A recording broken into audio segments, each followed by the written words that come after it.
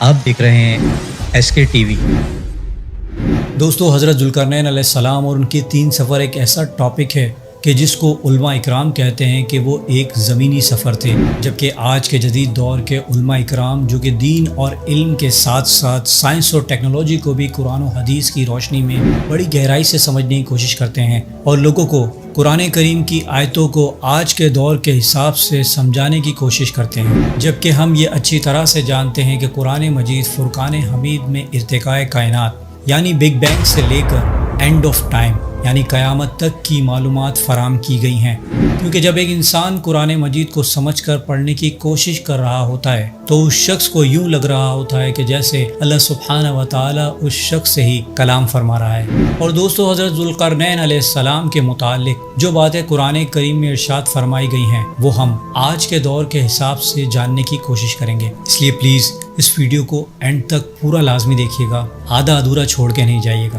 دوستو، آسمان کے سفر کے متعلق ہمیں کوئی حیرانی اور تعجب نہیں کرنا چاہیے، کیونکہ سب سے پہلے ابو البشر یعنی حضرت آدم علیہ السلام انٹر گیلیکٹک سفر کر کے اس زمین پر پہنچے۔ اس کے بعد حضرت ادریس علیہ السلام کے بارے میں بھی ہمیں یہ علم ہے کہ وہ بھی آسمانوں پر چلے گئے، اور ہمیں یہ بھی معلوم ہے کہ حضرت عیسیٰ علیہ السلام زندہ آسمانوں پر اٹھائے گئے، اور سب سے بڑھ کر سفر معراج یعنی ہمارے پیارے نبی حضرت محمد مصطفیٰ صلی اللہ علیہ وآلہ وسلم نے تو نہ صرف پہلے آسمان بلکہ آپ صلی اللہ علیہ وآلہ وسلم کو تو اللہ سبحانہ و تعالی نے 7 آسمانوں کی سیر کروائی، بلکہ اس مقام یعنی سدرۃ المنتہا سے بھی آگے تک اپنا مہمان بنایا جہاں پر آج تک کوئی مخلوق نہیں پہنچ پائی۔ اور اسی طرح دوستو، حضرت ذوالقرنین علیہ السلام نے بھی آسمانوں کا سفر کیا، اور آپ یہ آیت غور سے سنیے۔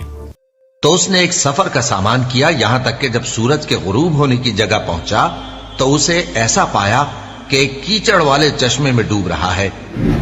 دوستو، سورہ کہف کی اس آیت میں اللہ سبحانہ و تعالی نے ذوالقرنین علیہ السلام کو ہر طرح کا ساز و سامان عطا کیا۔ اب دوستو، رب کائنات ذوالقرنین علیہ السلام کے بارے میں یہ ارشاد فرما رہا ہے کہ ذوالقرنین نے ایک سفر کا سامان کیا۔ اب دوستو ذرا غور کیجئے، جس سفر کے سامان کی بات اللہ سبحانہ و تعالی خود ارشاد فرما رہا ہو، یقیناً وہ کوئی عام سامان نہیں ہوگا۔ اور پھر اس آیت مبارکہ میں اللہ سبحانہ و تعالی نے یہ ارشاد فرمایا کہ یہاں تک کہ سورج کے غروب ہونے کی جگہ پہنچا تو اسے ایسا پایا کہ جیسے سورج ایک کیچڑ والے چشمے میں ڈوب رہا ہو۔ اب اگر دوستو آج سے 300 یا 400 سال پہلے کے زمانے میں یہ بات کر رہے ہوتے تو یہ آیت مبارکہ ہمیں ویسے ہی لگتی جیسے علماء اکرام نے اس کی تفسیر کی تھی، مگر آج انسان اسٹرانومی کا علم حاصل کر چکا ہے اور قرآن پاک میں اسٹرانومی کے متعلق جا بجا آیتیں نازل فرمائی گئی ہیں۔ یہاں میں ڈیٹیل میں نہیں جاؤں گا، مگر دوستو ہم یہ اچھی طرح سے جانتے ہیں کہ سورج کبھی کسی کیچڑ والے چشمے میں نہیں ڈوبتا، زمین پر تو ارتھ کی روٹیشن کی وجہ سے ہمیں وہ غروب ہوتا دکھائی دیتا ہے۔ اور آج حضرت انسان ایسٹرونومی کے علم میں اتنا آگے جا چکا ہے کہ سورج یعنی ایک اسٹار بلیک ہول کی گریویٹیشنل فورس کی وجہ سے اس میں گر کر یعنی ڈوب کر ختم ہو جاتا ہے، یا پھر وہ خود ایک بلیک ہول میں تبدیل ہو جاتا ہے۔ اس بات سے ہمیں یہ معلوم ہوا کہ حضرت ذوالقرنین علیہ السلام بلیک ہول کے قریب کسی پلینٹ پر پہنچے تھے جہاں ایک اور قوم رہتی تھی۔ اور دوستو اس آیت سے ہمیں کسی اور پلینٹ پر زندگی یا ایلین لائف کا پتہ چلتا ہے، اور حضرت ذوالقرنین علیہ السلام جب اپنے پہلے سفر پر اس مقام پر پہنچے تو انہوں نے اس قوم کو اللہ سبحانہ و تعالی کے دین کی دعوت دی، جیسا کہ اللہ سبحانہ و تعالی نے انہیں حکم دیا تھا۔ اس کے بعد حضرت ذوالقرنین علیہ السلام دوسرے سفر پر روانہ ہوئے اور اس کی تیاری پکڑی۔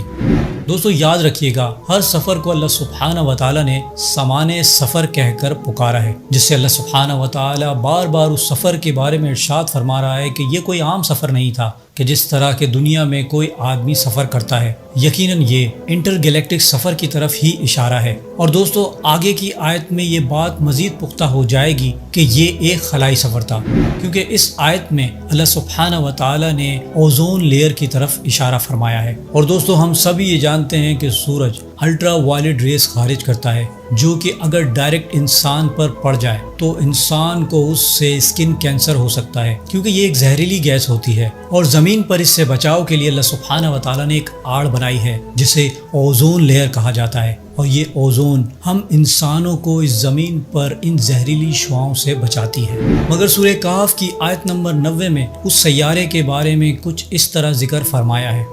پھر اس نے ایک اور سامان سفر کیا،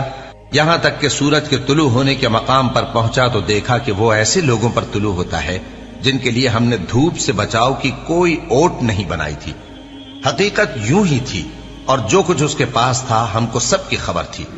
یعنی دوستو حضرت ذوالقرنین علیہ السلام ایک ایسے مقام یعنی سیارے پر پہنچے جہاں کی آب و ہوا میں اوزون لیئر نہیں تھی، جسے اللہ سبحانہ و تعالی نے یوں ارشاد فرمایا ہے کہ وہ ایسے لوگوں کے پاس پہنچا جن کے پاس سورج کی زہریلی دھوپ سے بچاؤ کے لیے کوئی اوٹ نہیں تھی۔ دوستو اس آیت مبارکہ میں صاف صاف یہ بات بتا دی گئی ہے اور غور و فکر کرنے والوں کے لیے اس میں نشانیاں بھی ظاہر کر دی گئی ہیں کہ حضرت ذوالقرنین علیہ السلام کا سفر اس زمین کا نہیں بلکہ آسمان کا تھا۔ اس کے بعد حضرت ذوالقرنین علیہ السلام نے اپنا تیسرا سفر کیا، اور یہ بھی زمین کے علاوہ کسی دوسرے ہی پلینٹ کے بارے میں ذکر کیا گیا ہے، اور آیت نمبر 92 میں اللہ سبحانہ و تعالی نے لفظ سببا کا استعمال فرمایا ہے، اور علماء اکرام فرماتے ہیں کہ اس لفظ کے اردو معنی پہاڑ کے ہیں، جبکہ صحابہ اکرام نے اس کے بارے میں ارشاد فرمایا ہے کہ اس سے آسمانی راستوں یعنی آسمانوں کی طرف اشارہ کیا گیا ہے۔ اور اسی طرح آیت نمبر 93 میں لفظ دینی استعمال فرمایا ہے جس کا مطلب ہے رکاوٹ، اور عربی لغت میں اس لفظ کے معنی ہیں نیبیولا، اور نیبیولا خلا میں دھول اور گیس کا ایک بہت بڑا بادل ہے، اور یہ دھول اور گیس ستاروں کے پھٹنے سے پیدا ہوتی ہے، اور انہی دھول اور گیس کے بادلوں سے ستارے اور پلانٹ جنم لیتے ہیں۔ یعنی حضرت ذوالقرنین علیہ السلام ایسے مقام پر پہنچے جو دو نیبولاز کے درمیان میں تھا۔ اس مقام یا اس سیارے کے لوگ زبان نہیں سمجھ سکتے تھے، یا پھر وہ لوگ بات نہیں کر سکتے تھے، اس لیے ان لوگوں نے حضرت ذوالقرنین علیہ السلام سے اشاروں میں بات کی، اور ان لوگوں نے حضرت ذوالقرنین علیہ السلام سے فریاد کی، اے ذوالقرنین، یاجوج ماجوج یہاں فساد مچاتے ہیں، آپ ہمارے لیے ان سے بچاؤ کا کوئی انتظام کر دیجئے، ہم آپ کی مالی امداد کریں گے، آپ ہمارے اور ان کے درمیان کوئی آڑ بنا دیں۔ دوستو اس آیت مبارکہ میں لفظ الارض استعمال فرمایا گیا ہے، اور الارض کے معنی کائنات میں موجود تمام زمینیں ہیں۔ اور پھر ذوالقرنین علیہ السلام نے ان سے فرمایا کہ اللہ سبحانہ و تعالیٰ نے جو مجھے عطا کیا ہے وہ تمہارے سامان سے بہت بہتر ہے،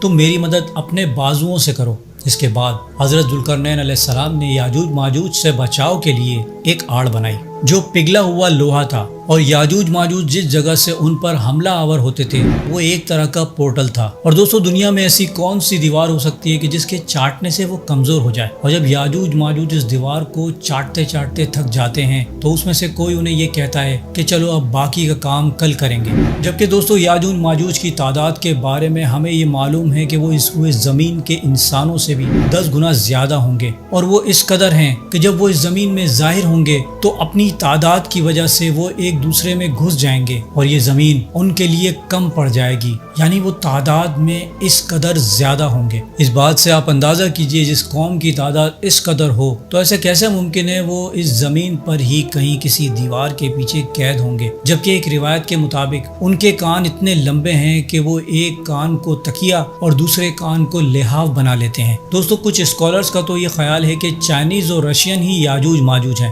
جبکہ یاجوج ماجوج تو ایک وحشی قوم ہے جو صرف ہر طرف فساد، لوٹ مار، قتل و غارت مچائیں گے۔ اور دوستو قیامت کے دن 1000 میں سے 999 جہنمی ہوں گے۔ یہ بات سن کر صحابہ اکرام پریشان ہو گئے، تو نبی کریم صلی اللہ علیہ وآلہ وسلم نے ارشاد فرمایا کہ 999 یاجوج ماجوج ہیں۔ اور چائنیز اور رشین کے متعلق عقل اس بات کو تسلیم نہیں کرتی کہ حضرت آدم علیہ السلام سے لے کر قیامت تک جتنے جنتی ہیں ہر ایک کے بدلے 999 جہنمی یاجوج ماجوج ہیں، تو کیا چائنیز کی اتنی تعداد ہے کہ وہ جہنم کو بھر دیں گے؟ ایک اور روایت میں نبی کریم صلی اللہ علیہ وآلہ وسلم نے ارشاد فرمایا کہ یاجوج ماجوج میں ایک ایک کے ہزار بچے ہوتے ہیں، ان کے بیچ 3 قبائل ہیں، ان کی بیویاں 1000 سے بھی زیادہ بچے پیدا کر کے مرتی ہیں، جبکہ دوستو چائنیز اور رشین یا اشکنازی یہود میں ایسی کوئی خصوصیت نہیں ہے۔ اس سے یہ واضح ہو جاتا ہے کہ یاجوج ماجوج کوئی اور مخلوق ہیں